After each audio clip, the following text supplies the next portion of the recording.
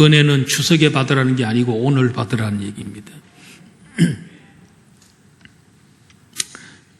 오늘은 사울과 요나단의 죽음과 다윗의 애고이라는 제목으로 말씀을 드립니다. 다윗이 사울을 피해서 블레셋 시글락이라고 하는 곳에 머물고 있을 때에 사울 왕이 죽었다는 비보를 듣게 됩니다. 다윗은 사울이 죽었다는 소식을 듣고 사실은 기뻐해야 되고 사실은 또 박수를 쳐야 되는데 전혀 그러지 않았습니다. 그리고 불쌍히 여겼고 슬퍼했습니다. 그리고 사울과 요나단의 죽음을 진정으로 애곡을 했습니다. 심지어는 노래까지 슬픔의 노래를 지어서 애가를 불렀고 그리고 그 노래를 유다 족속들에게 가르치라 하는 이런 명령까지 내렸던 것을 볼 수가 있습니다. 다윗은 사울 왕을 여호와께 기름 부음을 받은 왕으로 인정했기 때문에 늘 존중했고 또 순종하기를 원했던 것을 볼 수 있습니다. 그래서 생명도 해치질 않았습니다. 마침 어제 여의도 순복음 중앙교회 조용기 원로 목사님의 발인 예배가 어저께 있었습니다. 그 발인 예배 중계하는 것을 제가 다 봤는데요. 조용기 목사님의 소천에 대해서는 전 국민이 슬퍼했습니다. 또 세계에 있는 많은 사람들이 슬퍼할 정도로 존경받던 목사님이셨습니다. 6.25 한국전쟁 이후에 나라가 완전히 폐허가 되고 너무너무 가난하고 소망이 없던 그 시절에 하나님 말씀 설교를 통해서 전도를 통해서 소망을 불어넣었던 그런 분입니다. 그리고 또 오순절 개통이기 때문에 성령의 뜨거운 그런 불길을 일으켰고 한국 교회를 세계에 알리는데 크게 이바지하셨습니다. 어떤 사람들은 참 빌리 그레함과 조용기 목사님은 세계적인 그런 인물이다. 또 세기적인 인물이다. 이렇게 표현하기도 했습니다. 그런데 이런 목사님도 하나님께 부름을 받게 됐다는 것, 이걸 보면 인생은 풀이고 그 영광은 풀의 꽃과 같구나.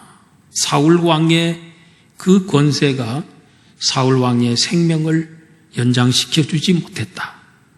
조영기 목사님의 큰 놀라운 이 사역, 전도 사역, 설교 사역, 이런 놀라운 그런 기도 사역, 이런 것들이 그의 소천을 막지는 못했다.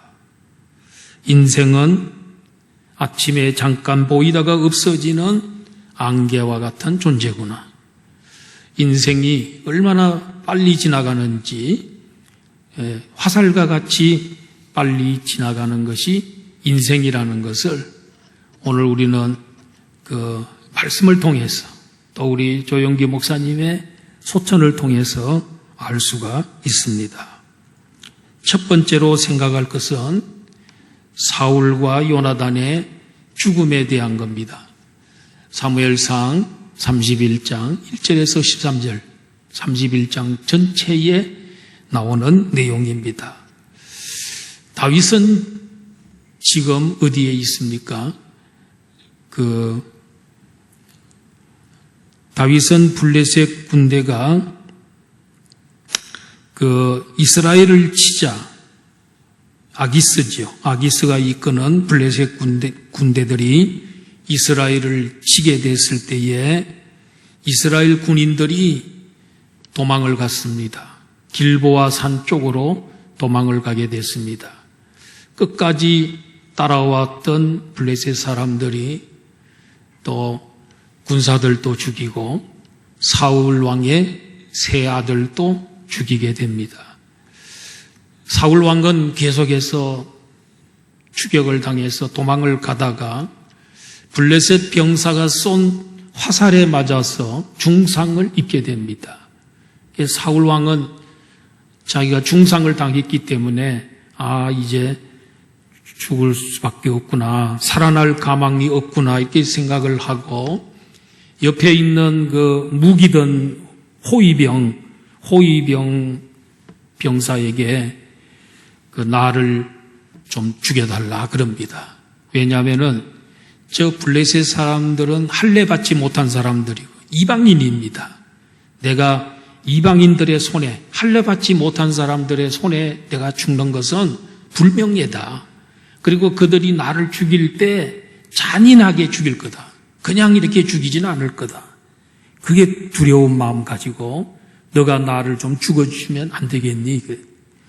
그런데 이 호위병사가 도저히 이 자기가 모시고 있던 이 사울 왕을 죽일 수가 없어요.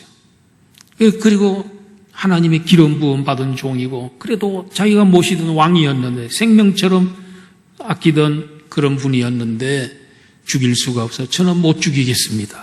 그러니까 사울 왕이 자기의 칼을 빼놓고서 자기의 몸을 찔러서 그가 이제 죽게 됐습니다. 그 사울 왕이 죽는 모습을 보고 또 옆에 있던 호위병사도 자기도 따라서 죽게 되고 그리고 사울 왕의 세 아들이 죽게 되고 그리고 이제 많은 병사들이 그 산에서 죽게 되었던 것입니다. 사울 왕이 참 잘만 했더라면, 정치를 잘하고 나라를 잘만 다스렸더라면은 이렇게 자기도 죽지 않고 주변에 있는 사람들도 참 죽지 않고 태평성대를 누렸을 텐데 사울 왕의 잘못으로 인해서 이런 비극이 찾아오게 된 것입니다. 그러면 우리가 사울 왕이 잘못한 게 무엇일까? 사울 왕의 뭐가 잘못됐기 때문에 이런 비극이 찾아왔는가? 그 한 몇 가지를 살펴보면 첫 번째로 그는 교만하였고 하나님께 불순종했기 때문에 그렇다는 겁니다. 그가 처음에 왕이 됐을 때 얼마나 겸손했습니까? 예? 자기를 왕으로 세운다 그러니까 저 병거 뒤에 숨어 있을 정도로 겸손했던 그런 사람이었는데 제가 왕이 되고 난 다음에 백성들이 왕이여 왕이여 하고 추앙을 하고 시켜 세우니까 교만해지기 시작했습니다. 특별히 아말렉과의 전투에서 대승리를 거두고 돌아와요. 그러자 그는 아주 우쭐한 마음을 갖게 되고 그때부터 점점 교만하기 시작을 하고 자기가 이긴 거죠. 하나님이 이기게 하셨는데 자기가 전쟁을 잘하고 싸움을 잘해서 이겼다고 생각해서 교만해지기 시작해서 그래서 나중에는 선지자의 말도 사무엘 선지자의 말도 잘 안 듣고 또 하나님의 명령을 잘 듣지도 않고 이렇게 됐습니다. 한 번은 가장 결정적인 것은 아말렉과의 전쟁을 할 때에 아말렉 족속들을 완전히 진멸해버려라. 짐승들도 다 죽이고 사람도 살려놓지 말고 다 죽여라 그랬습니다. 그랬는데 가가지고 아각이라는 왕을 살려가지고 옵니다. 그리고 소나 양이나 이런 그 짐승들 아주 살찌고 좋은 짐승들을 끌고 옵니다. 하나님 명령, 선지자의 명령을 어겼습니다. 그래서 선지자가 찾아가가지고 책망을 했습니다. 왕이여, 왜 하나님 명령에 불순종했냐고. 그러니까 이 밑에 있는 병사들이 이걸 살려서 가져가서 하나님께 제사를 드리자고 해서 이들이 너무 병사들이 졸르기 때문에 내가 했습니다. 그런데 사실은 그게 아니고 자기가 욕심이 생겨서 가져오게 된 것이지요. 그때 사무엘 선지자가 그를 책망한 내용이 뭡니까? 하나님께서 당신을 버렸습니다. 하나님 말씀을 버렸기 때문에 하나님도 당신을 버렸습니다. 여호와 하나님은 나를 경멸히 여기는 자를 내가 경멸한다. 하나님은 그렇게 말씀하셨습니다. 그리고 순종이 제사보다 낫다. 불순종하면서 제사 드리는 것보다는 여러분 순종하면서 제사를 드려야 진짜 그게 제사지요. 순종이 제사보다 낫다는 명언을 남기게 되는 것을 볼 수가 있습니다. 이와 같이 교만했기 때문에 사울 왕은 이런 큰 비극을 가져오게 됐다. 두 번째는 사울 왕이 국정을 제대로 돌보지 못했다는 겁니다. 그는 3,000명의 군사를 어디에다가 무슨 일에 군사들을 파송했습니까? 다윗 한 사람을 죽이려고 다윗을 찾아다니는데 3,000명의 군사들을 그가 파견했던 겁니다. 여러분, 사울 왕은 주적이 어디입니까? 이스라엘 나라의 주적은 블레셋입니다.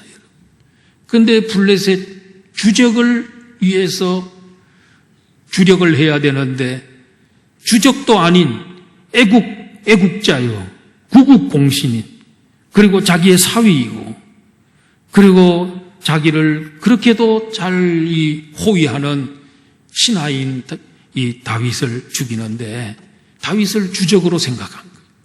다윗을 죽이는데 3,000명의 군사를 푸는 거예요. 이게 국방력이 약해질 수밖에 없죠. 블레셋이 쳐들어왔을 때는 이미 국방력이 약해가지고 대항할 수 없어요. 그 길보아 산으로 다 뿔뿔이 흩어지고 도망을 가게 되고 결국 거기에서 몰살을 당하는 비극을 맞이했던 것을 볼 수가 있습니다. 성도 여러분, 우리들도 시작은 겸손이었지만은 교만으로 끝나는 경우가 있지 않은지 우리는 자기를 살펴봐야 합니다. 교만하면 순종하지 않습니다. 사무엘의 말도 순종하지 않고 하나님의 말씀에도 순종하지 않았습니다. 교만하면 부모에게도 상사에게도 불순종하는 것입니다. 이렇게 주력을 해야 되는데, 블레셋을 막는데 주력을 해야 되는데 엉뚱한 다윗을 잡으러 다니는데 다윗은 절대로 못 잡습니다. 왜냐하면 차기 왕으로 될 사람으로 하나님이 기름을 이미 부어놨기 때문에 3만 명을 풀어도 못 잡습니다. 그런데 엉뚱한 일을 하는 거예요. 엉뚱한 일을 했다. 곁눈질하면 안 된다. 우리는 좌로나 우로나 치우치면 안 된다.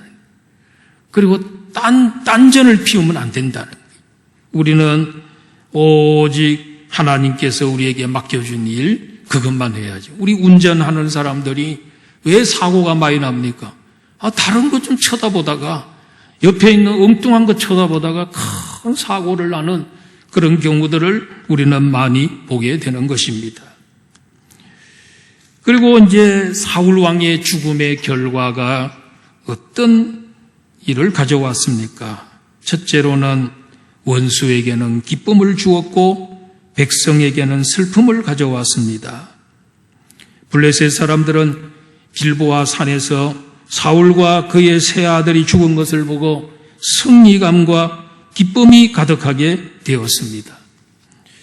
이와 같이 우리 신앙인들의 실패는 우리의 대적 사탄에게 기쁨을 가져다 줍니다.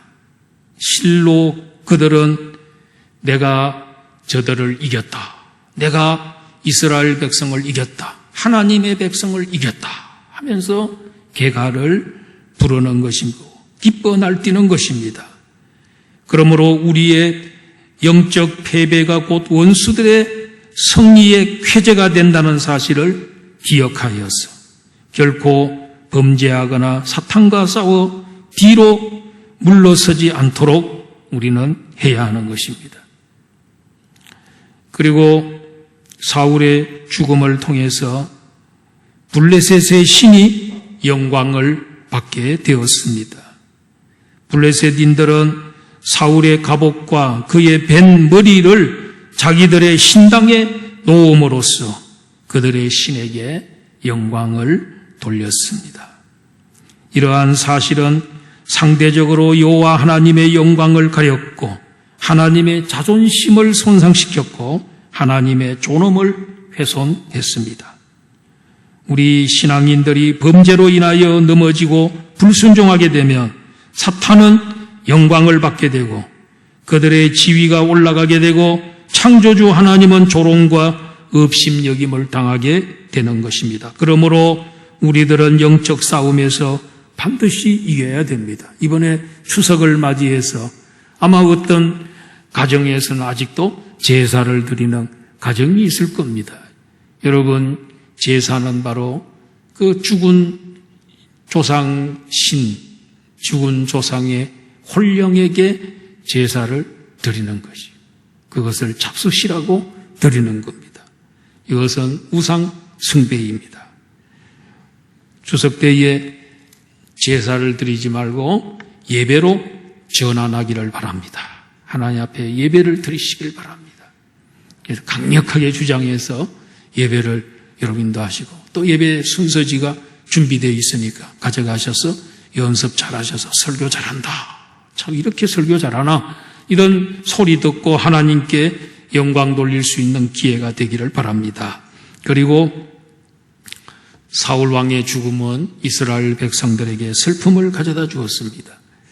사울 왕이 죽은 그 시신을 동강을 내가지고 신전에도 갖다 바치고, 또 일부는 벳산이라고 하는 그 동네의 그 벽에다가 시신을 갖다 걸어놨습니다. 그 소식을 듣게 된 야베스 사람들은 전에 사울 왕으로부터 도움을 받아서 위기에서 벗어났던 혜택을 받은 은총을 입었던 사람들입니다.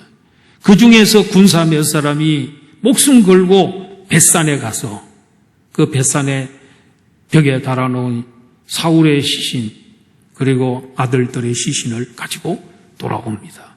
그래 와서 장사를 치러주고 일주일 동안 슬퍼하면서 금식하면서 그들은 눈물로 슬픔을 이기지를 못했습니다. 백성들로 하여금 슬픔을 가져오게 하는 일이 벌어지게 됐습니다. 신앙의 패배는 그 사람의 슬픔과 비격으로 끝나는 것이 아니고 같은 신앙인들에게 말할 수 없는 슬픔과 괴로움을 줍니다. 우리는 모두 예수 그리스도라는 교회의 머리 되시는 예수 그리스도의 몸에 붙어있는 지체들입니다. 이 모든 것이 합쳐서 교회입니다. 교회의 머리는 예수 그리스도, 그리고 그 몸은 우리 성도들. 이것은 전부 유기적으로 연결되어 있습니다. 생명으로 연결되어 있습니다. 우리 사람의 몸이 유기체잖아요. 무기체가 아니고 유기체, 살아있잖아요. 다 연결이 되어 있잖아요. 그것처럼 교인들은 다 예수 그리스도와 연결이 되어 있습니다. 그래서 어디 누가 하나가 아프면 온몸이 고통을 당하고, 그리고 우리 모두는 다 예수 그리스도의 지시를 받고 사는 지체들이란 말이에요. 우리가 잘해야 온몸이 영광을 얻습니다. 한 지체가 잘못하면 온몸이 고통을 당하고 하나님의 영광을 가리게 되는 것을 볼 수가 있습니다. 이제 큰 두 번째로 부정직한 아말렉 소년에 대해서 말씀을 드립니다. 다윗이 시글락의 전쟁터에 나갔다가 아기스가 우리가 지금 이스라엘이 전쟁이 붙었는데 전쟁터에 가자 해서 따라갔잖아요. 그런데 장군들과 방백들이 집으로 돌려보내라 그래가지고 아기스 왕이 시글락으로 돌려보냈더니 거기에 와봤더니 무슨 일이 벌어졌습니까? 정말 쑥대밭이 됐고 가족들, 자녀들 다 끌고 갔죠. 그래서 거기 600명이 목 놓아 울고 땅에 엎드려 땅에 주저물져 앉아서 그들이 울었잖아요. 하나님께 기도했더니 하나님께서 따라가면 추적하면 따라잡을 수 있다. 그래서 이제 가가지고 아말렉 족속들 찾아서 물리치고 집으로 돌아왔죠. 시글락에 돌아왔는데 사흘째 되는 날에 무슨 일이 벌어지냐면 어떤 소년 하나가 옷은 다 찢어지고 머리에 흙으로 가득 찬 이런 소년 하나가 다윗을 찾아온 거예요.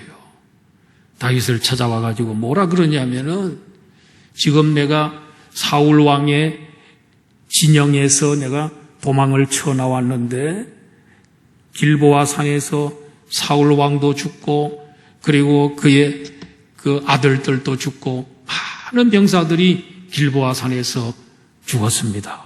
내가 그것을 목격하고 왔습니다. 너가 그걸 어떻게 아느냐?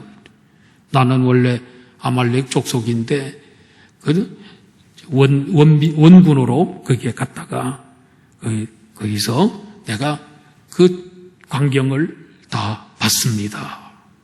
그러면서 그러면 이 사울 왕이 어떻게 됐느냐?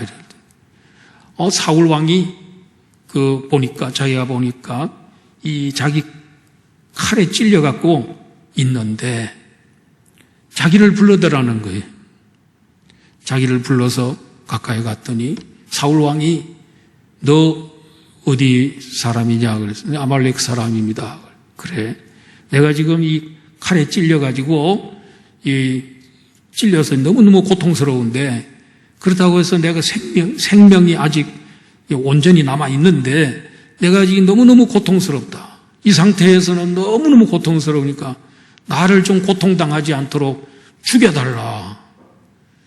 그래서 자기가 생각해 볼 때 사울 왕이 살 가망성이 없기 때문에 자기가 사울 왕을 죽였습니다. 그리고 사울 왕의 왕관과 사울 왕의 팔찌를 가지고 왔습니다. 이거 받으시기 바랍니다. 여러분, 사울 왕은 자살해서 죽었는데 이 소년은 자기가 죽였다는 거예요. 사울 왕을 아직도 생명이 있었는데 내가 죽이고 왕관과 팔찌를 가지고 왔습니다. 이렇게 보고를 하게 된 것입니다. 결국은 어떻게 됐습니까? 사울 왕은 다윗은 그 보고를 듣고는 자기 옷을 잡아 찢고 저녁 때까지 슬퍼하면서 울며 금식을 했습니다. 다윗이 그 아말렉 청년에게 뭐라 그럽니까? 내가 어찌하여 손을 들어 여호와의 기름 부음을 받은 자 죽이기를 두려워하지 아니하였느냐 하고 그 소년을 죽이라 그럽니다.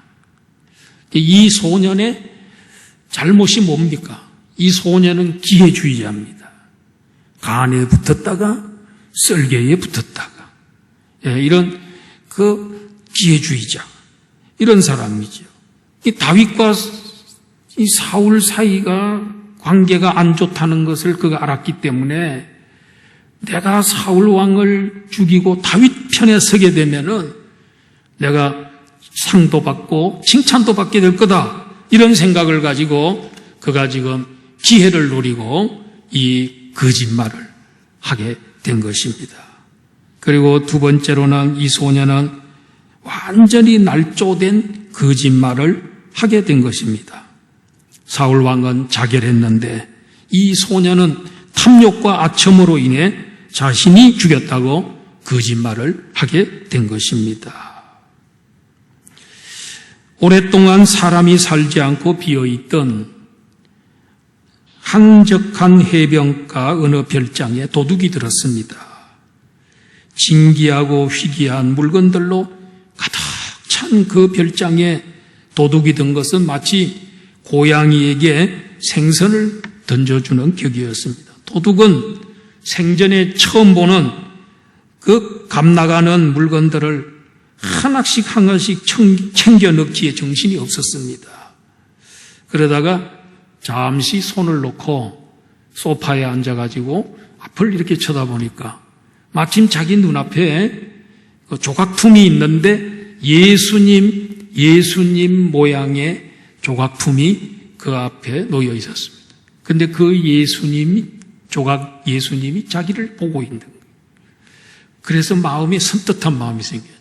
지금까지 내가 들어와서 물건 챙기고 이러는 것을 저 조각 예수님이 다 나를 받겠구나 하는 생각이 드니까 두려운 마음도 생기고 이래가지고는 못 보도록 해야지 해서 가가지고 그 조각품을 뒤를 딱 돌렸어요. 그래서 이제는 시선이 자기를 향하는 게 아니고 벽 쪽으로 향하게 만들어 놓은 거예요. 그러는 것도 부지런히 열심히 챙겨가지고 정말 빠져나왔습니다. 그런데 나중에 이 사람이 잡혔습니다. 이 사람이 범행자임을 알게 됐습니다. 그 단서가 어디에 있냐면은 바로 예수님의 조각상에 있는 거예요. 예수님의 조각상을 돌릴 때 거기에 지문이 남아 있었던 거예요. 그래서 그 지문 때문에 이 사람이 잡히고 말았습니다.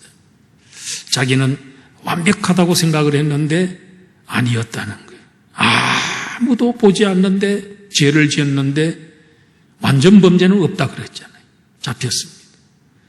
이 아말렉 소년도 마찬가지입니다. 아무도 본 사람이 없습니다.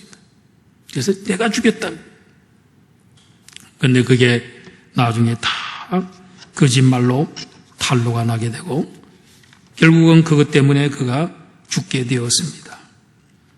이 소년은 또 영적으로 무지했습니다.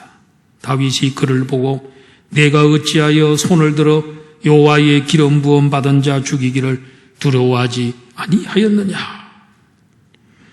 다윗이 책망한 후에 그를 죽여버립니다. 사실 사울 왕을 죽였더라면 사울 왕을 이미 죽은 생명과 다윗이 2번 기회가 있었잖아요. 사실은 죽이려고 그랬더라면 자기가 먼저 이미 벌써 2번의 기회가 있기 때문에 죽였는데 여호와의 기름 부음 받은 사람 하나님께서 쓰시려고 하는 물론 흠이 있어요. 그런데 하나님이 쓰시기 위해서 왕으로 쓰시려고 기름을 부어 세운 사람을 이것은 치는 것은 이거는 잘못된 것이다. 이거는 큰 죄를 범하는 것이다. 하나님의 하시는 일을 방해하는 것밖에 안 되고 대적하는 것밖에 안 된다. 이런 생각을 가지고 그는 살려주었습니다.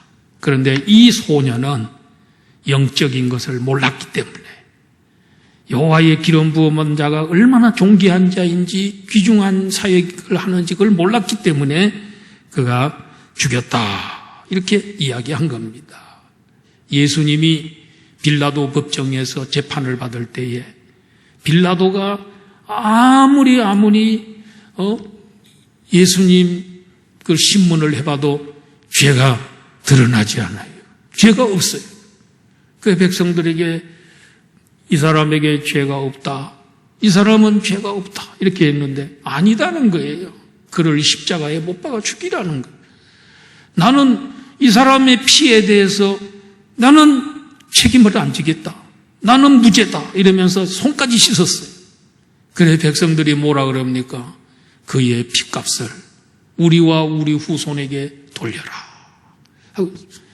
그래 결국은 예수님 십자가에 못 박도록 빌라도가 판결을 내리게 됐죠. 그래서 예수님 그날 십자가에 못 박혀 돌아가시게 됩니다.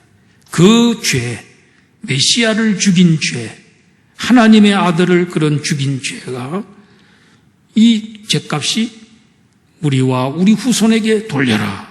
이게 뭔지도 모르고 이게 얼마나 무서운 건데 그것도 모르고 얘기를 했습니다. 그 후에 주 70년에 나라 다 잃어버리고 1900년 동안 나라 없는 민족으로 방랑생활을 그들은 하게 됐고 그것이 바로 이스라엘 유태인들입니다. 이제 세 번째 마지막으로 다윗의 애곡에 대해서 사무엘하 1장 17절에서 27절에 나오는 내용입니다. 다윗은 사울과 또 요나단이 죽었다는 소식을 듣고 슬픈 노래를 지어서 그는 조상을 했습니다. 자, 19절 한번 보십시다. 다 볼 수는 없고요. 몇 구절만 본다면은 여기 보면 이스라엘아 내 영광이 산 위에서 죽임을 당하였도다. 오라 두 용사가 엎드려졌도다.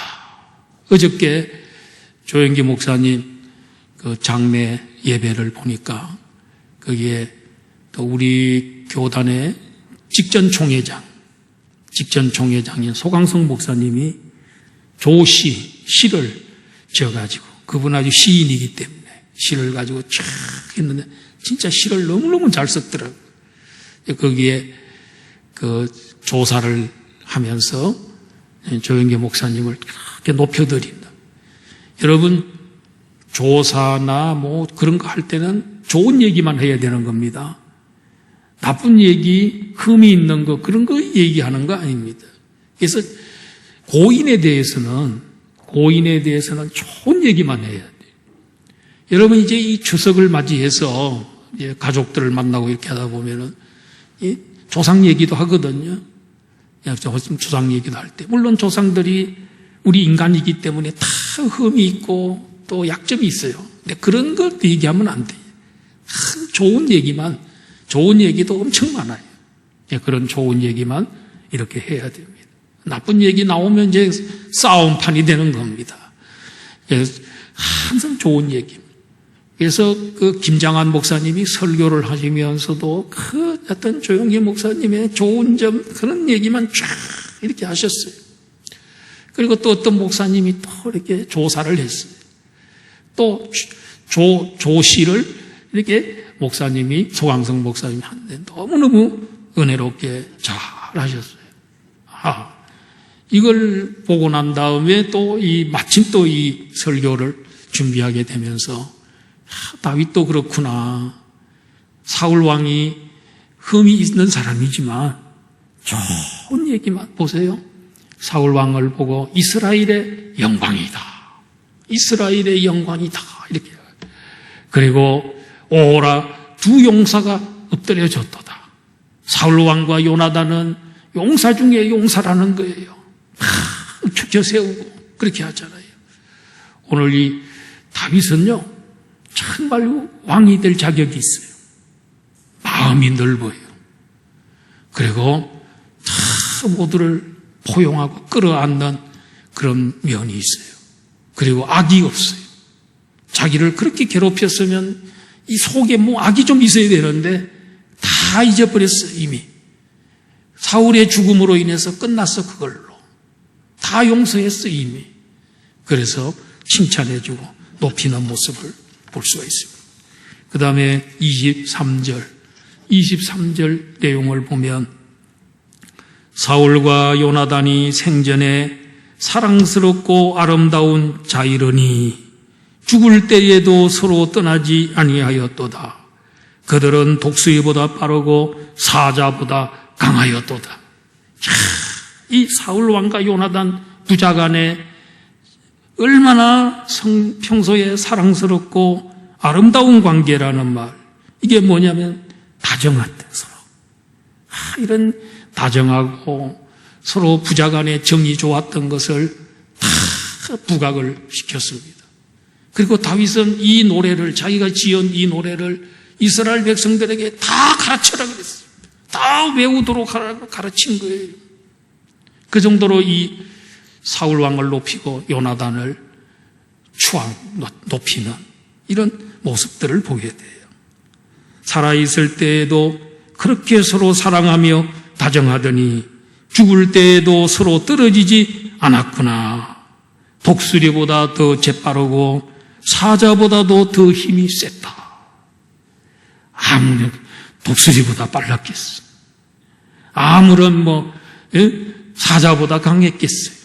그러나 최고의 표현으로 그 죽은 고인에 대해서 추모하는 그런 모습들을 보게 돼요. 멋있지 않습니까? 그리고 26절에 보면은 자기와의 관계를 얘기합니다. 내 형 요나단이여 내가 그대를 애통함은 그대는 내게 심히 아름다움이라. 그대가 나를 사랑함이 기이하여 여인의 사랑보다 더하도다.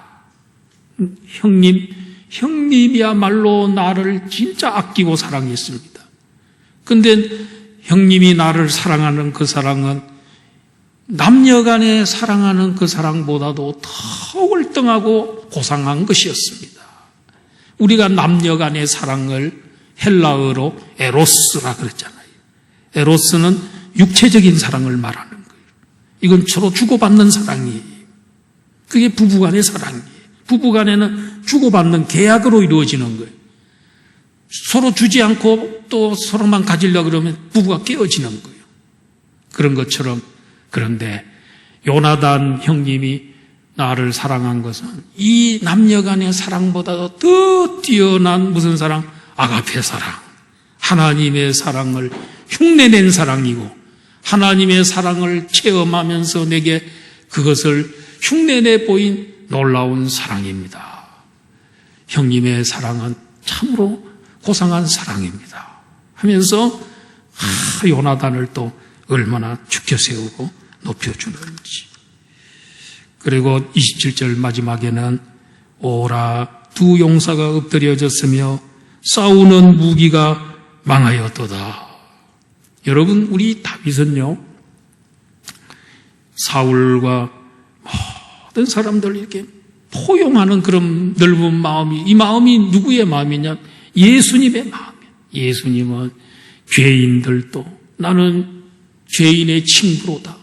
세리의 친구고 나는 죄인의 친구다 하면서 다 모든 사람을 끌어안고 용서해주고 그들을 위해서 십자가에서 자기 목숨을 바쳐주신 분이잖아요. 얼마나 포용력이 강한지.